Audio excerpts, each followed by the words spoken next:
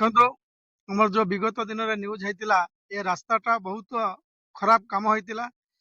ଯୋଉ ଜାଗାରେ 100% କାମ ହେବା କଥା ସେ ଜାଗାରେ 30% କାମ ହେଇଥିଲା। MPB 55 MB 128 ଗ୍ରାମବାସୀ କମ୍ପ୍ଲେନ କଲାରୁ ପୁନର୍ବାର ରାସ୍ତାକୁ ପ୍ରଶାସନ ବି ଶୁଣିଲେ।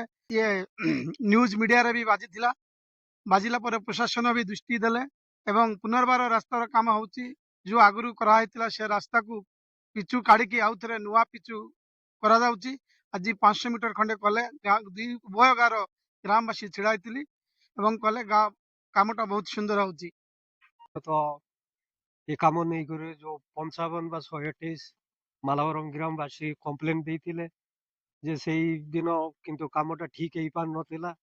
ଯେ ଆଜି ଗ୍ରାମବାସୀ 3ଟା ଗ୍ରାମବାସୀ ମିଶିକରି ଯୋଉଟା କାମ ଦେଖୁଛନ୍ତି 500 ମିଟର କାମ ଚାଲିଛି, ପୁରା ସଠିକ ଭାବରେ କାମ ଚାଲିଛି।